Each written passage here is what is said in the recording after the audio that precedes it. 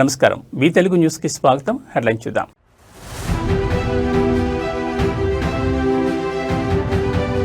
నూతన సీజేఐగా జస్టిస్ సూర్యకాంత్ ప్రమాణం. హాజరైన ప్రధాని, కేంద్ర మంత్రులు.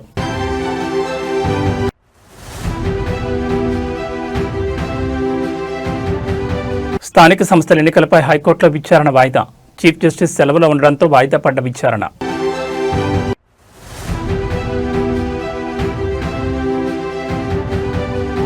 శ్రీశైలంలో నకిలీ వెబ్సైట్ల కలకలం. నకిలీ వెబ్సైట్లతో మోసపోయిన భక్తులు.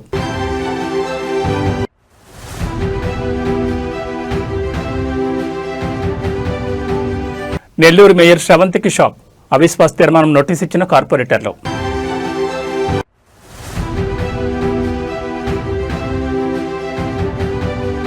తమిళనాడులో ఘోర రోడ్డు ప్రమాదం. 2 ప్రైవేటు బస్సులు ఢీ, 6 దుర్మరణం.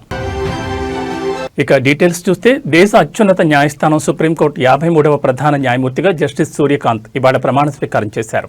ఈ మేరకు ఆయనతో రాష్ట్రపతి ద్రౌపది ముర్ము ప్రమాణం చేయించారు. 2027 ఫిబ్రవరి 9 వరకు సూర్యకాంత్ ఆ పదవిలో కొనసాగుతారు. సీజేఐగా బాధ్యతలు చేపడుతున్న హర్యానా రాష్ట్రానికి చెందిన తొలి వ్యక్తిగా జస్టిస్ సూర్యకాంత్ రికార్డు సృష్టించారు. ఆయన 1962 ఫిబ్రవరి 10న హర్యానాలోని హిస్సార్ జిల్లాలో జన్మించారు. ఈ ప్రమాణ స్వీకార కార్యక్రమానికి ప్రధాని నరేంద్ర మోడీతో పాటు పలువురు కేంద్ర మంత్రులు, ప్రముఖ సుప్రీంకోర్టు సీనియర్ న్యాయవాదులు కూడా హాజరయ్యారు. मैं सूर्यकांत, जो भारत के उच्चतम न्यायालय का मुख्य न्यायमूर्ति नियुक्त हुआ हूँ, जो भारत के उच्चतम न्यायालय का मुख्य न्यायमूर्ति नियुक्त हुआ हूँ, ईश्वर की शपथ लेता हूँ ईश्वर की शपथ लेता हूँ कि मैं विधि द्वारा स्थापित भारत के संविधान के प्रति कि मैं विधि द्वारा स्थापित भारत के संविधान के प्रति सच्ची श्रद्धा और निष्ठा रखूंगा। सच्ची श्रद्धा और निष्ठा रखूंगा। मैं भारत की प्रभुता और अखंडता अक्षुण्ण रखूंगा। मैं भारत की प्रभुता और अखंडता अक्षुण्ण रखूंगा तथा मैं सम्यक प्रकार से और श्रद्धापूर्वक तथा अपनी पूरी योग्यता, ज्ञान और विवेक से तथा मैं सम्यक प्रकार से और श्रद्धापूर्वक तथा अपनी पूरी योग्यता, ज्ञान और विवेक से अपने पद के कर्तव्यों का भय या पक्षपात, अनुराग या द्वेष के बिना पालन करूंगा।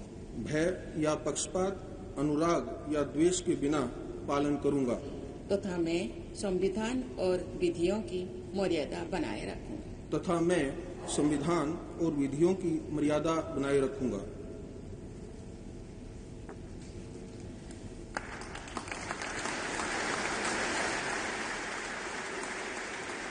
స్థానిక సంస్థల ఎన్నికలపై తెలంగాణ హైకోర్టులో విచారణ వాయిదా పడింది. చీఫ్ జస్టిస్ సెలవులో ఉండడంతో ఇవాళ జరగాల్సిన విచారణ వాయిదా పడింది. ఈ అంశం రేపు విచారణకు వచ్చే అవకాశం ఉంది. స్థానిక ఎన్నికలు త్వరగా నిర్వహించాలని దాఖలైన పిటిషన్పై హైకోర్టు విచారణ జరుపుతోంది. స్థానిక ఎన్నికలకు సిద్ధమని ఇప్పటికే రాష్ట్ర ప్రభుత్వం, ఎలక్షన్ సంఘం హైకోర్టుకు తెలిపింది. ఈ క్రమంలో ఇవాళ హైకోర్టు నిర్ణయం వెలువరిస్తే ఆ నిర్ణయం ఆధారంగా రేపు జరగబోయే కేబినెట్ భేటీలో ఎన్నికలపై డిసిషన్ తీసుకోవాలని ప్రభుత్వం భావించింది. అనూహ్యంగా హైకోర్టులో ఇవాళ విచారణ వాయిదా పడింది. దీంతో రేపు హైకోర్టు విచారణ జరిపితే ఎలాంటి నిర్ణయం వెలువరించబోతోంది, కేబినెట్ భేటీలో ప్రభుత్వం ఎలాంటి వ్యూహంతో ఉందనే సస్పెన్స్ కంటిన్యూ అవబోతోంది.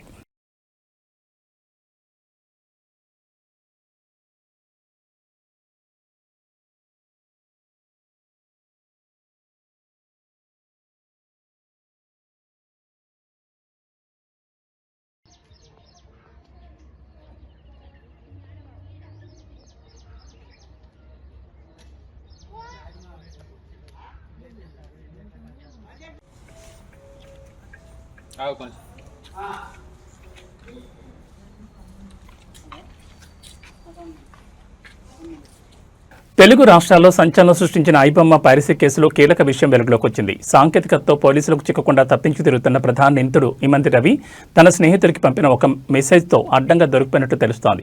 3 నెలల పాటు నిఘా పెట్టిన సైబర్ క్రైమ్ పోలీసులు ఈ చిన్న ఆధారంతోనే రవిని పట్టుకోగలిగారు.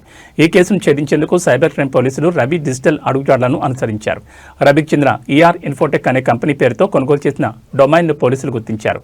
ఆ డొమైన్కు లింక్ అయిన ఈమెయిల్, ఫోన్ నెంబర్ ఆధారంగా దర్యాప్తు ముమ్మరం చేశారు. ఈ క్రమంలో రవి హైదరాబాద్లోని తన స్నేహితుడితో తరచూ మాట్లాడుతున్నట్లు కనిపెట్టారు. ఎక్కువగా విదేశాల్లోనే ఉండే రవి హైదరాబాద్కు వచ్చినప్పుడు కూకట్పల్లిలోని తన నివాసంలో ఆ స్నేహితుడిని కలుస్తూ ఉంటాడని తెలుసుకున్నారు. దీంతో ఆ స్నేహితుడి ఫోన్పై నిఘా పెట్టారు. ఇటీవల ఫ్రాన్స్ నుంచి నగరానికి వచ్చిన రవి మామ హైదరాబాద్ వచ్చానని స్నేహితుడికి మెసేజ్ పెట్టాడు. ఈ సిగ్నల్ ఆధారంగా రవి నగరంలో ఉన్నాడని నిర్ధారించుకున్న పోలీసులు వెంటనే కూకట్పల్లిలోని ఇంటికి వెళ్లి అతన్ని అదుపులోకి తీసుకున్నారు. ప్రస్తుతం 5 రోజుల కస్టడీలో ఉన్న రవిని పోలీసులు విచారిస్తున్నారు. అయితే విదేశాల్లోని సర్వర్లు, సిబ్బంది వివరాలపై పొంతలేని సమాధానాలు ఇస్తూ దర్యాప్తును పక్కదారి పట్టిస్తున్నట్టు సమాచారం. ఇప్పటికైనా దొరికిపోతానని ఊహించానని, కానీ ఇంత త్వరగా పట్టుబడతానని అనుకోలేదని రవి పోలీసులతో అన్నట్లు తెలిసింది.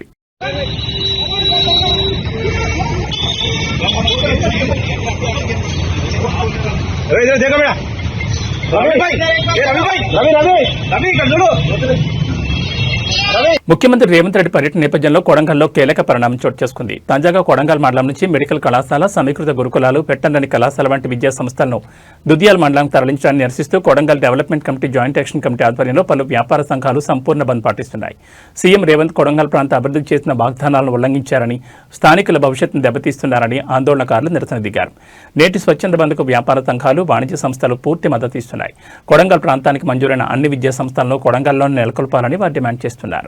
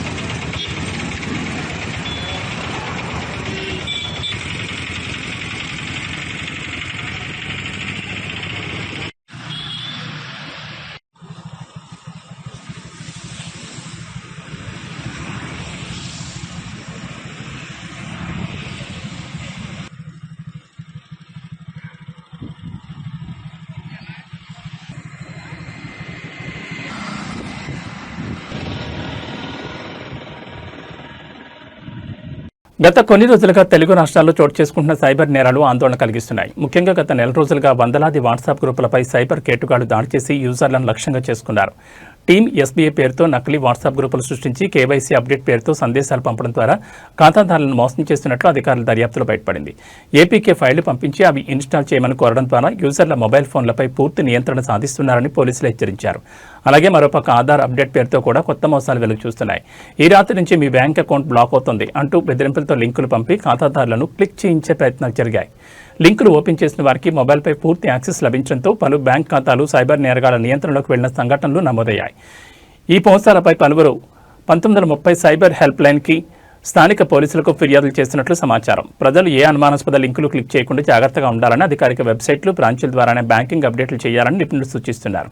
ముఖ్యంగా వాట్సాప్ గ్రూపుల్లో వచ్చి ఏపీకే ఫైల్స్ ఎవరు ఓపెన్ చేయొద్దని, వాటి ద్వారా అత్యధికంగా సైబర్ నేరాలు జరుగుతున్నాయని అధికారులు అలర్ట్ జారీ చేశారు.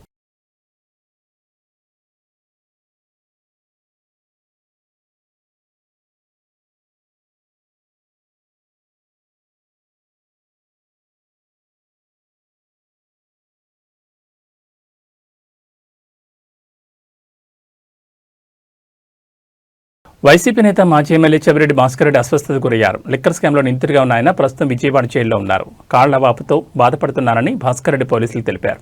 ఈ మేరకు వైద్య పరీక్షల నిమిత్తం ఆయనను విజయవాడ ప్రభుత్వ ఆసుపత్రికి తరలించారు. వైద్యులు ఆయనకు వైద్య పరీక్షలు నిర్వహించారు.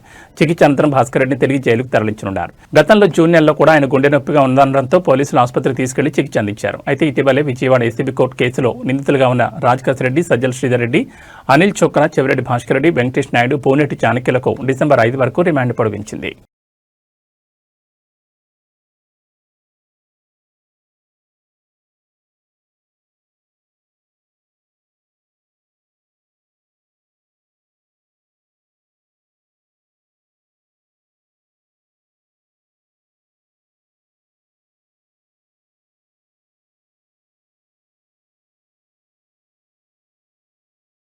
నంద్యాల జిల్లాలోని ప్రముఖ పుణ్యక్షేత్రం శ్రీశైలంలో నకిలీ వెబ్సైట్ కలకలం భక్తులు ఆందోళన గురిచేస్తోంది. శ్రీశైలం దేవస్థానం అధికారిక వెబ్సైట్ను పోలిన నకిలీ వెబ్సైట్ ద్వారా వసతి బుకింగ్ పేరుతో మోసాలు చేస్తున్నట్లు గుర్తించారు. వసతి విభాగానికి చెందిన నకిలీ వెబ్సైట్లలో గదులు బుక్ చేసి పలువురు భక్తులు మోసపోయిన ఘటన తాజాగా వెలుగులోకి వచ్చింది. అయితే బెంగళూరు చెందిన ఓ ఆర్మీ అధికారి అలాగే హైదరాబాద్ చెందిన మరో భక్తులు ఈ నకిలీ సైట్ ద్వారా రూములు బుక్ చేసుకున్నారు. ఇక అధికారిక వెబ్సైట్ ని నమ్మి గదులు బుక్ చేసుకున్న భక్తులు శ్రీశైలం చేరుకుని హరిత అతిథి గృహం దగ్గర రూములు తీసుకోవడానికి వెళ్లిన భక్తులు బుకింగ్ స్లిప్స్ చూపించగా అవి నకిలీవని అధికారులు తెలియజేయడంతో వారు షాక్ అయ్యారు. ఏపీ టూరిజం వెబ్సైట్ను కూడా పోలిన నకిలీ వెబ్సైట్లు ఉండడంపై భక్తులు తీవ్ర ఆందోళన పడుతున్నారు. ఇలాంటి మోసపూరిత వెబ్సైట్లకు బలి కాకుండా జాగ్రత్తగా ఉండాలని దేవస్థానం ఈవో శ్రీనివాసరావు భక్తులకు సూచించారు. భక్తులు నకిలీ వెబ్సైట్లతో మోసపోయినట్లు వచ్చిన ఫిర్యాదులపై సైబర్ క్రైమ్ విభాగానికి ఫిర్యాదు చేస్తామని ఆలయ ఈవో శ్రీనివాసరావు వెల్లడించారు.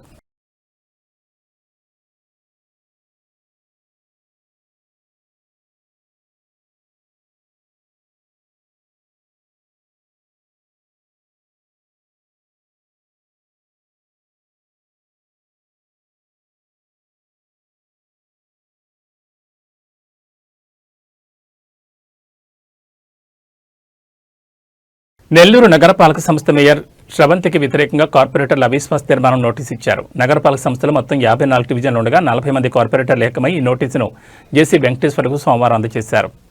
మేయర్ దంపతులు నగర అభివృద్ధి పనులకు అడుగడుగున అడ్డంకులు సృష్టిస్తున్నారని కార్పొరేటర్లు ఆరోపించారు. వారి అవినీతి కారణంగా ప్రభుత్వానికి చెడ్డ పేరుస్తోందని, మేయర్ దంపతుల చేతివాటంతో ఫైళ్లు కదలడం లేదని కార్పొరేటర్లు వాపోతున్నారు.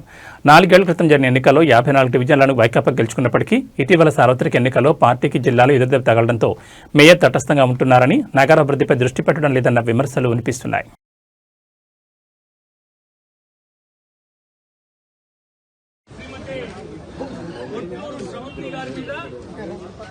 నెల్లూరు నగరపాలక సంస్థలో ప్రాతినిధ్యం వహిస్తున్నటువంటి 40 మంది కార్పొరేటర్లు, నేను నాతో సహా మరొక డిప్యూటీ మేయర్ శ్రీమతి తాసీన్ ఇంతియాజ్ గారు, ఇతర కార్పొరేటర్లందరూ, సహచర కార్పొరేటర్లందరితో కలిసి ఈరోజు municipal corporation act section 91(a) ప్రకారం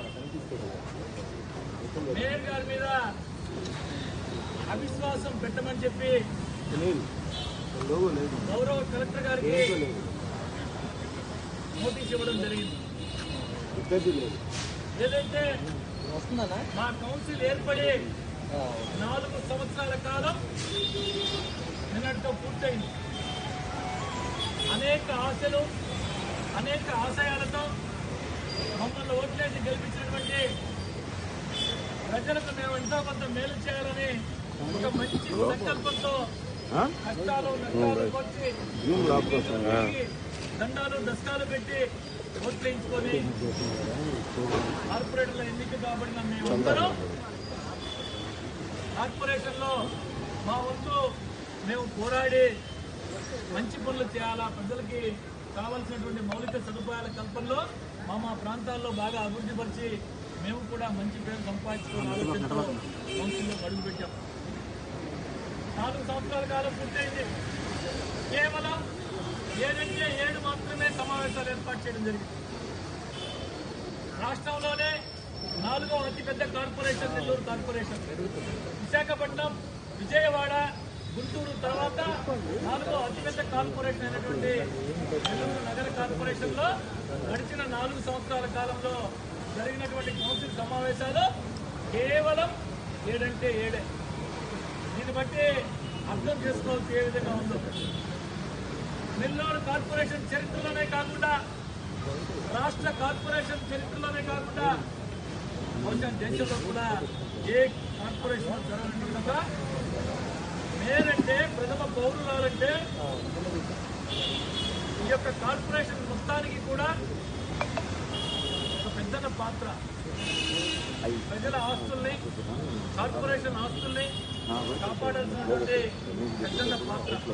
అటువంటి స్థానంలో ఉంటే ఎక్కడా లేని విధంగా, చరిత్రలో ఎప్పుడూ లేని విధంగా మీ అందరికీ తెలుసు, కమిషనర్ సంతకాలు ఫోర్జరీ చేసి మున్సిపల్ కార్పొరేషన్కి రావాల్సినటువంటి కోట్లాది రూపాయల రాబడిని సొంత జోబుల్లో తీసుకొని క్రిమినల్ కేసులు పెట్టించుకొని జైలు పాలై ఈ యొక్క మేయర్ గారి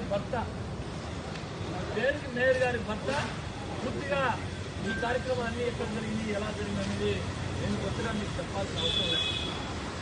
ఇదే కాకుండా కార్పొరేటర్లతో అందరితో కూడా సఖ్యతగా ఉంటూ వారి ప్రాంతాల్లో కావాల్సినటువంటి అన్ని రకాల మౌలిక సదుపాయాల కల్పన కోసం పనిచేయాల్సిన గౌరవ మేయర్ నెల్లూరు నగర నియోజకవర్గంలో ఈ 4 ఏళ్లలో 4 సంవత్సరాలు కూడా అడుగుపెట్టాల 60% ప్రాతినిధ్యం వహించినటువంటి నెల్లూరు నగర కార్పొరేషన్లో 28 డివిజన్లు ఉన్నటువంటి నెల్లూరు నగర నియోజకవర్గంలో మేయర్ అయిన తర్వాత ఈ 4 సంవత్సరాల కాలంలో 4 సార్లు కూడా అధికారిక మేయర్గా పర్యటన చేసిన దాఖలాలు లేవంటే ఏ విధంగా పనిచేసే సంగారెడ్డి జిల్లాలో కేసీఆర్ డబుల్ బెడ్రూమ్ ఇళ్లు ఇప్పిస్తానని పేదలను నమ్మించి ఓ వ్యక్తి మోసం చేశాడు. అమీన్పూర్ మండలం కిష్టారెడ్డిపేటకు చెందిన బీహెచ్ఎల్ ఉద్యోగి ప్రసన్న కుమార్ పై బాధితులు ఆరోపణలు చేస్తున్నారు. జోష్ బ్రదర్ అనే మధ్యవర్తి ద్వారా పరిచయమైన ప్రసన్న కుమార్ ఒక్కొక్కరి దగ్గర నుంచి 3 లక్షల నుంచి 4-5 లక్షలు వసూలు చేశాడని పేర్కొంటున్నారు. మొత్తం 69 మంది దగ్గర నుంచి 2,50,00,000 రూపాయల వరకు మోసం చేశాడని ఆరోపణలు చేస్తున్నారు. అయితే జోష్ అనే వ్యక్తి ద్వారా డబ్బులను ప్రసన్న కుమార్ దండుకున్నాడు. 2021 నుంచి ఇవాళ రేపు ఇప్పిస్తామంటూ ప్రసన్న కుమార్ మాయమాటలు చెప్తున్నాడని బాధితులు పేర్కొంటున్నారు. అయితే కిష్టారెడ్డిపేటలోని ప్రసన్న కుమార్ ఇంటికి వెళ్తే వాచ్మెన్ కుక్కలతో దాడి చేయించాడని బాధితులు ఆవేదన వ్యక్తం చేశారు.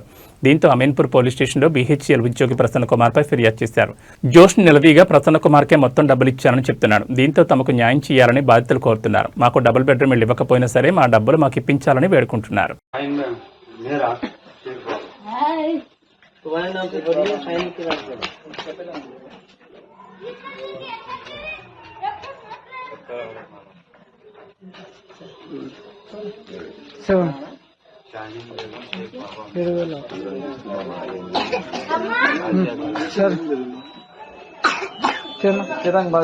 కన్ఫర్మ్ అయితే చూడన్నా. హలో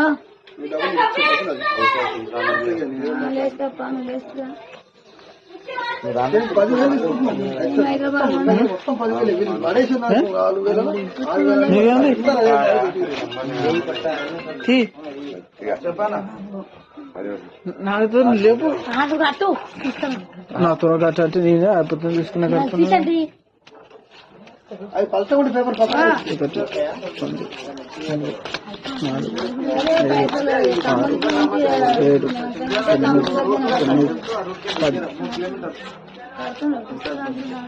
పది ఎవరు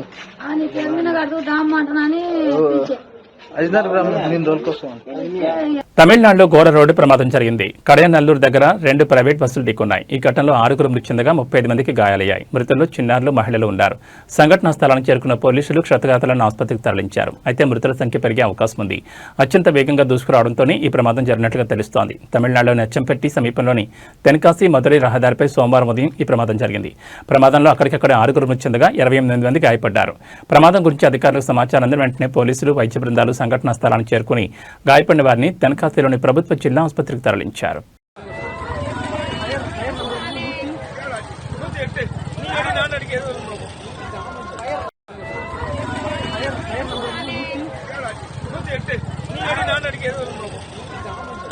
హైదరాబాద్ నగరంలో ఇటీవల వరుసగా స్ట్రీట్ ఫైట్ చోటు చేసుకోవడంతో ప్రజల్లో భయాందోళన పెరిగాయి. సౌత్ వెస్ట్ జోన్ పరిధిలో ఈ ఘటనలు ఎక్కువగా వెలుగు చూస్తున్నాయి. ఇదే తరహా తాజాగా నాంపల్లి దర్గా వద్ద మరో స్ట్రీట్ ఫైట్ సంభవించడంతో పరిస్థితులు తీవ్రతరమయ్యాయి. వరుసగా స్ట్రీట్ ఫైట్స్ జరుగుతుండటంతో పోలీసుల పట్ల స్థానికులు ఆగ్రహం వ్యక్తం చేస్తున్నారు.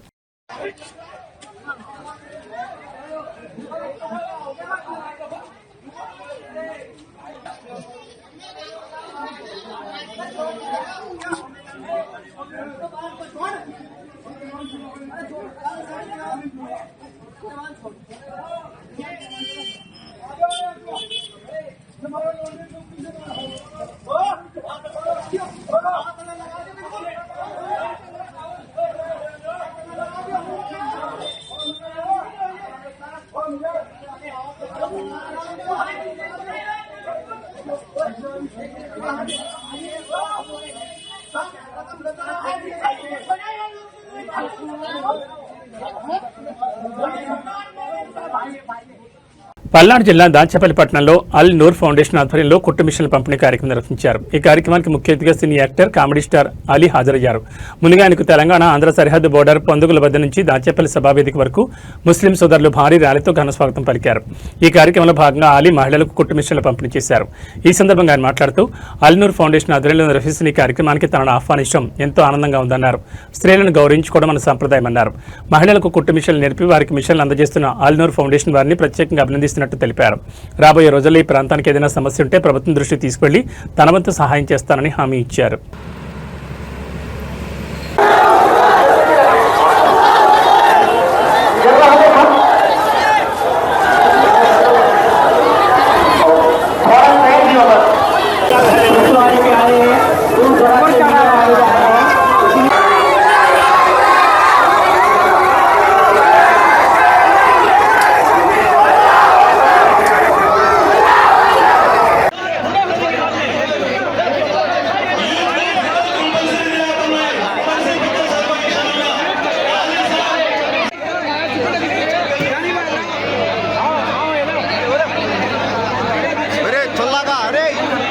నిన్న రాత్రి నుంచి స్టార్ట్ చేసేటప్పుడు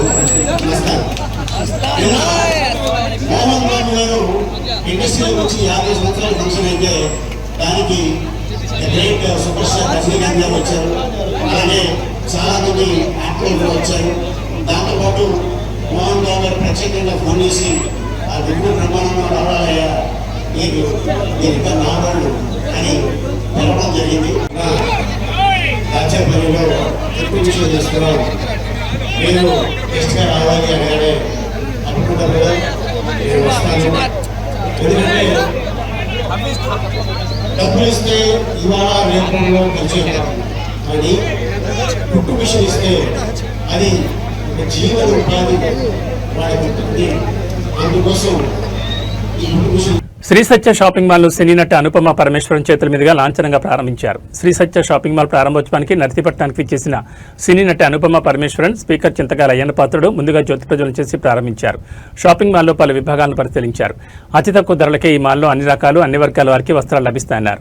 షాపింగ్ మాల్ ప్రత్యేకమైన అధునాతన కలెక్షన్తో ఆకట్టుకుంటుందని ప్రతి ఒక్కరూ సందర్శించాలని అనుపమ పరమేశ్వరన్ ఆకాంక్షించారు.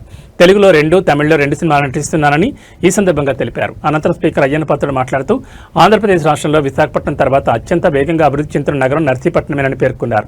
నర్సీపట్నం పట్టణం ఏజెన్సీ ముఖద్వారంగా ఉండడమే కాకుండా పర్యాటక పరంగా కూడా ఎంతో ప్రాముఖ్యత సంతరించుకుంటుందన్నారు. మరోవైపు మాకవారిపాలెం మండలంలో పారిశ్రామిక ప్రగతి కనిపిస్తోందని, ఇప్పటికే 2 పరిశ్రమలు రాగా మరో 4-5 పరిశ్రమలు వచ్చే అవకాశం ఉందని ఆయన వెల్లడించారు. నర్సీపట్నంలో పెరుగుతున్న జనాభా మరియు పర్యాటకుల రద్దీ దృష్ట్యా ఇక్కడ మరిన్ని షాపింగ్ మాల్స్, హోటల్ మరియు ఎంటర్టైన్మెంట్ పార్కుల ఆవశ్యకత ఎంతైనా ఉందన్నారు. భవిష్యత్తులో నర్సీపట్నం ఒక గొప్ప ఎడ్యుకేషన్ హబ్గా మారి మన పిల్లలకు స్థానికంగా ఉపాధి కల్పించాలని ఆకాంక్షించారు. నిర్వాహకులకు వ్యాపారం లాభసాటిగా సాగాలని, ఆ కుటుంబానికి ఎల్లప్పుడూ దేవుని ఆశీస్సులు ఉండాలని మనస్ఫూర్తిగా కోరుకున్నారు.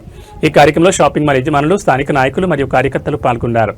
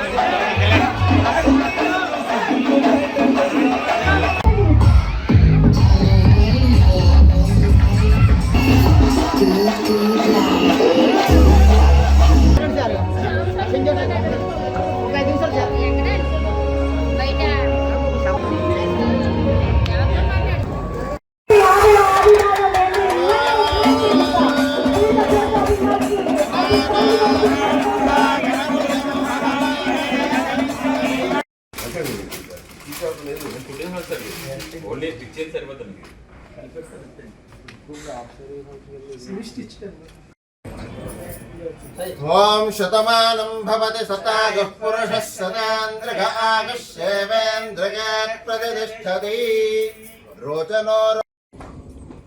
ఈరోజు శ్రీ సత్య షాపింగ్ మాల్ ఆ చేతి మీద ఓపెన్ చేయడం చాలా ఆనందంగా ఉంది.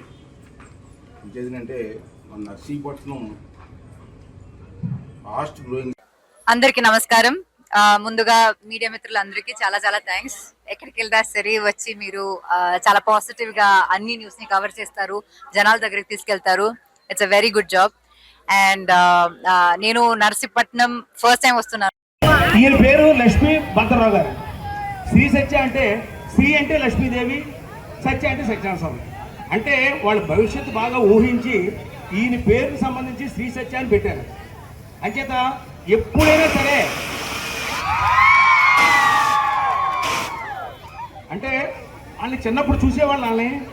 ఏబీ బులెటిన్ విశేషాలు. నమస్కారం.